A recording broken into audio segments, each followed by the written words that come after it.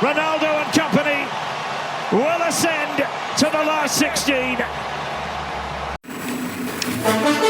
Thank you very much, guys. Wow, more late drama at this World Cup, but Portugal are now through to the round of 16 and they will meet Spain on Monday afternoon in Dallas with a spot in the quarter-finals on the line. Those teams are in the same quarter of the bracket as the US and Belgium.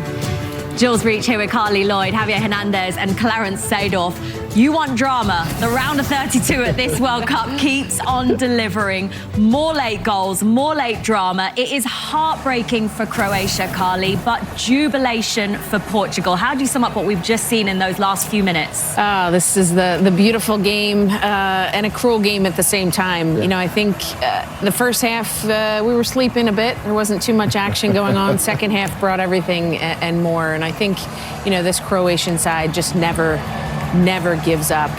Luka Modric, you know, unfortunate that this is probably his last World Cup. Fantastic player. And yeah, I think, you know, overall, I think Croatia played much better in the second half. Very well.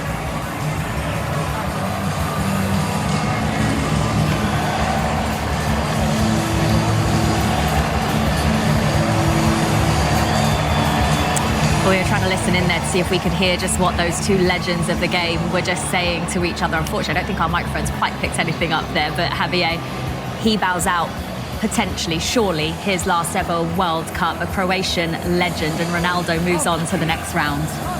Yeah, definitely. I think Luka, the winning Ballon d'Or, he helped Croatia to get to a final. They were runner-ups, then another semi-final.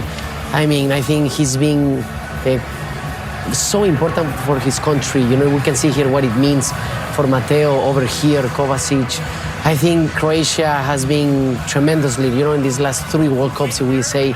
Over here, they couldn't make it, even though with this, unfortunately, you know, offside, you know, in the last minute goal. But I think it's sad to see someone like Luka Modric maybe being his last World Cup. But what an amazing run, what an amazing career. He's a legend, an icon for this Croatian country for sure. And even exiting like they're doing with honor, you know, until the very last second, these guys have never backed down on pushing, and I mean, so much respect for this team and the decisions that have really showed us so many times over the last days that are so harsh for the team in the last minutes. You know, you go through that emotional moment of celebrating and then just taken away by the VAR. In this case, it was correct call of the offside. But very happy for Cristiano. I mean, he stepped up, penalty came, took his responsibility, and made the goal. I have a lot of respect for that. I mean, it was not an easy moment. No, it's not an easy moment, you know, to come back to grab the ball and then score that penalty. Yeah, and then the substitutions, you know, I think make a difference for Portugal. You know, they put people on the field to play more directly, more balls into the box, more crosses, Carly, like we said it at halftime as well, that what they needed to do, it happened, and then what an amazing goal from Gonzalo Ramos in that header. And it'll be interesting moving forward, this next match for Portugal. You know, Yes. Does Martinez change up the lineup, you know, shake things around a little bit? I mean, he took off some pretty big names. Yes. Vitinha, Bruno Fernandes, Ronaldo. I think that's a win for today. You know, the coach making these decisions, showing his leadership, and showing that everybody needs to really step up their game if they want to be in the starting lineup. And just have a look at these scenes here as well as the players walk towards the crowd that have been supporting them throughout this game and taking in that applause. And Cristiano Ronaldo wearing the number 21 in honour of Diogo Jota. Tomorrow will mark the 1-year anniversary of his passing.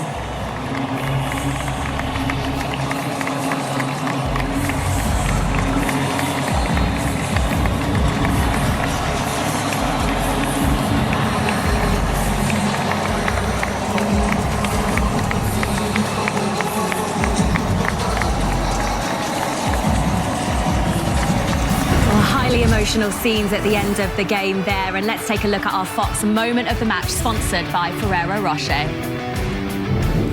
what a battle it was in Toronto. Gonçalo Ramos winning it for Portugal 4 minutes into stoppage time with an unbelievable header.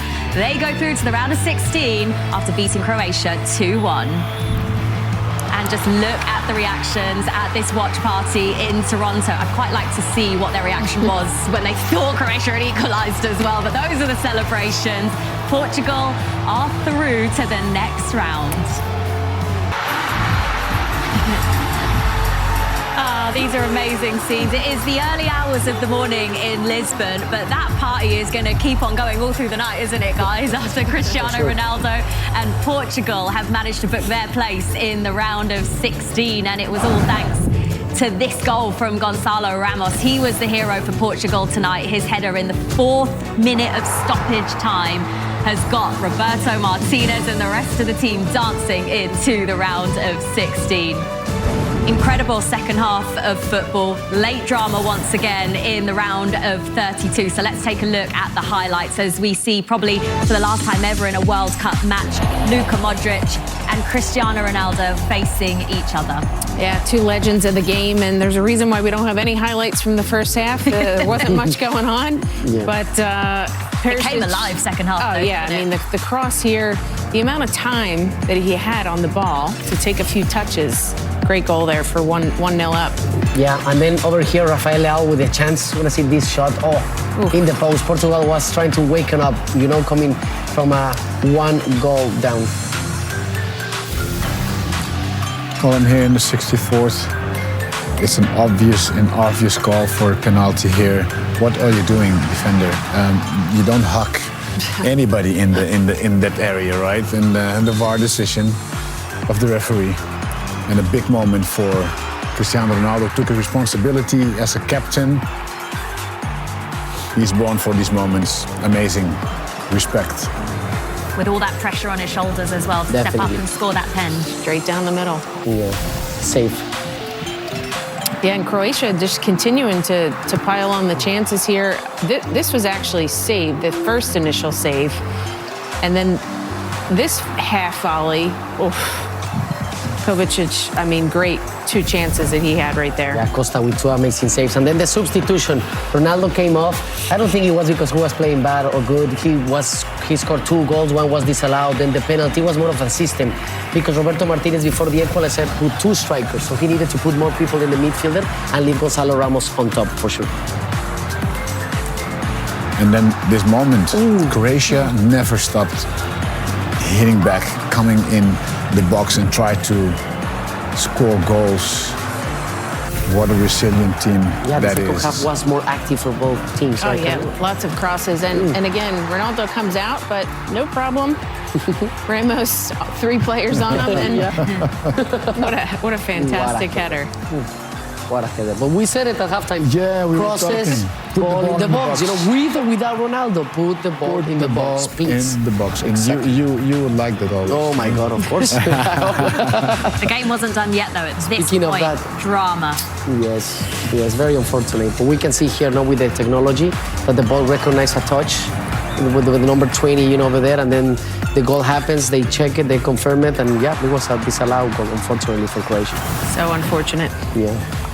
So difficult for Croatia to take when they thought they were pushing this even further, but it wasn't meant to be. That goal ruled out, and Portugal go through to the round of 16. And this was just now at the end of the game, a tribute to Diogo Jota with the number 21 shirt, the number that he used to wear for his national team. Tomorrow, the first anniversary of Diogo Jota's passing, and Roberto Martinez has said, we want to win the World Cup for him.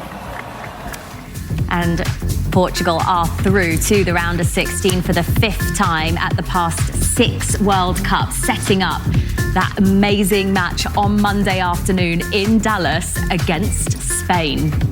So that is certainly one to look forward to, but let's just get more reaction to the match that we've just seen then, Carly. Portugal through Will they actually feel quite relieved in the way the game ended? Because as we've just seen from those highlights, Croatia had their chances. They did. We've talked about this Croatian side and the history and the war and how they just never give up. And you can't ever underestimate Croatia. We saw Ronaldo pacing on the sideline, you know, the VAR and... You know, but I just haven't seen enough from this Portuguese side. I mean, so many quality players just haven't been good enough. Ronaldo, I mean, one touch maybe in their final third. They've got to do more. You know, we talked about Spain growing into the tournament. I still have yet to really see Portugal grow into this tournament. And the biggest question, what will those changes be next game, if there will be any changes? What did you make of Ronaldo's overall match today? Well, I think Ronaldo has done his match. He was always ready to receive it, but I think still there's a poor surface to him. I mean, so many times they could have crossed balls in and the ball doesn't go, it goes back to midfielder. So there's just a lack of consciousness, I think, to really explore the qualities of the team. I think they still haven't found themselves really, and I think that even the coach is looking for what is the best way of making it happen. I think these substitutions of today will help him for the next one. Also because the next one he doesn't have a real choice. He will have to come up with something really special to go against the Spanish team, no? Definitely. Cristiano Ronaldo touched just 2 balls inside the box and he put both times the ball behind of the net. One was offside with an amazing touch, unfortunately offside, but then the second with the penalty. We spoke about the personality that you need to have to go there. But yes, for me, apart who scored the goals or not, I think the cross of Leao to the Gonzalo Ramos goal was, I think, just 1 or 2 of the crosses that they have in the second half, because that means that they like to play, but they like to play in certain positions where they don't make danger, they don't attack the opponent. We don't see those final passes, runs. Leao did it very good in his first start of the World Cup, and I think that's a good question. But as well, Carly, like you said it, is he going to keep Vitinha, Bruno Fernandes, and Joao Neves over there, or he's going to put more direct players, more attacking, more offensive? Because they're playing against Spain. Spain is not going to forgive any mistake. Midfield. Exactly. Spain midfield, and Javier, you know, Portugal never was a team that played like Spain. But what we're missing is the intention to really go and hurt the opponent. It's like they all like to show off a bit of their talent and stuff, but you need to go and score goals and put the ball in the box. That's where, you know, things will happen. You said about Leao. Leao is a fantastic talent as well, but it seems that there's not enough awareness yet what they're playing for and how to get to the results. Today was a little bit of luck as well, which you need, of course, but, you know, against Spain, luck is not going to be only enough, I believe. Well, it's certainly a match that we all look forward to coming up on Monday, Portugal against Spain. Time now, though, for the superior player of the match, sponsored by Michelob Ultra. It's Cristiano Ronaldo. His penalty kick got Portugal off the mark in the 68th minute, and his World Cup career will now continue for at least one more match.